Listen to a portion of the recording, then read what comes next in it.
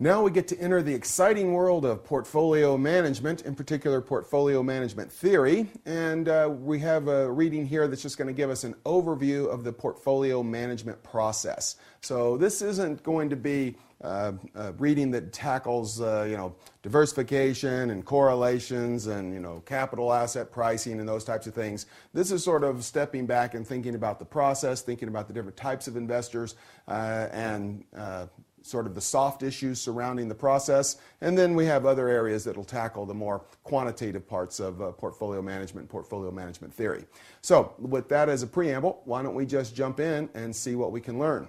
So the idea here is that we are taking a portfolio perspective, and there are times when a portfolio perspective may not be the appropriate way to view risk and return, but those times are relatively limited. Sorry, I hit the wrong button there. Times are relatively limited, and in the main, when we're talking through this portfolio theory section of the course, we're going to be thinking of a diversified investor. So we're going to evaluate investments based on the investment's contribution to the risk and return of the portfolio. So we're not looking at an asset in isolation, we're looking at the impact on the portfolio. And what we'll see, and of course you may already know, is that you can add a very risky asset to a portfolio and end up reducing the risk of the portfolio overall. So, and that's of course the idea behind diversification, and we'll talk through the ideas of correlation as we progress through the rest of the material. So this is a big deal. We'll look at it mathematically later. We can think of the amount of diversification that is accomplished via the diversification ratio.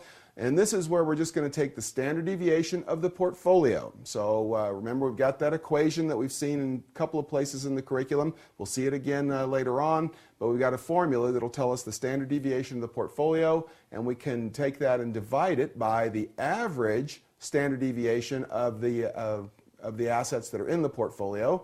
And so if this ends up being something like, we get standard deviation active sense. So you could get into Malaysia this morning, okay, buy an ETF there, so on the Malaysian index, and then get out this afternoon if you needed to. These trade like shares, okay, of a closed-end fund, so they're just, they're exchange traded. So there it is, it's in the name, ETF. So they're just going to trade like shares on an exchange, which of course means that you can short or margin. So that's great. Dividends are typically paid out, although there also are some alternatives to that. And then there may be some tax advantages down here because these are very low volatility assets, and there's some other things that we get to specify elsewhere in the curriculum. Okay, one of the things I would want you to take particular note of is this. Okay, and we talked about closed-end funds, and we said closed-end funds don't trade at NAV. Okay, well, ETFs don't trade exactly at NAV, but they're going to trade very close, right? And the reason is we're going to have in-kind purchase and redemption to keep the market price close to NAV. So if you think of this as, well, the NAV, again, we'll just use $10 as an example. The NAV is $10, okay, and the price of the fund, the price at which you can buy a share, goes to $11. So the price is getting high. Well, the fund itself has a published list of underlying securities. If the price and the NAV start to deviate, well, then the market maker is incentivized to go out and buy the underlying securities, okay, and then create new shares and sell those. So you're going to have more shares on the market, so that's going to drive the price back down. So there can be little deviations between the price of a share in an ETF and NAV, but if it starts to get too wide, it creates an arbitrage opportunity for the market maker, and they are going to close that gap. They're incentivized to do it. They're supposed to do it. That's what keeps it trading close to NAV. So these things tend to work pretty well in terms of capturing the value and the underlying. You don't have to worry too much about premiums or discounts on the shares themselves. So ETFs, big deal. Eventually, I think, going to win, so get used to it.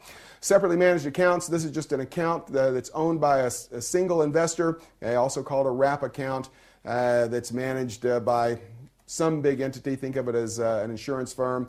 They talk about minimum investments of 100 to 500. That seems awfully low to me. I would have said 5 million, but maybe you can get one at 500,000. But nonetheless, this is the curriculum answer. But it's not for someone who's trying to save $28 a month.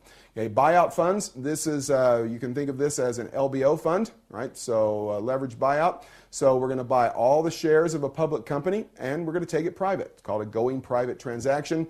So it's basically one of the two areas that we're going to examine within the CFA curriculum for private equity. So we're going to look at venture capital and leverage buyouts. LBOs and venture capital are the dominant trends in the curriculum for private equity. So what happens here? Well, remember the L stands for leverage. So if we're going to buy this company, we're going to go out and buy all the shares, take the company private.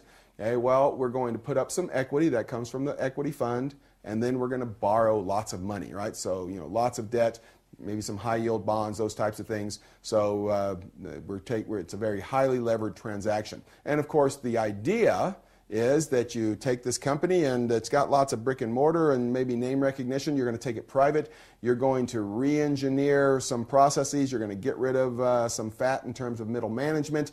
You're going to re-energize the sales force or the marketing program, improve cash flows, ramp up growth, and then take it public again in an IPO. So you take it private, then take it public. At least that is the goal. That's not always how it works.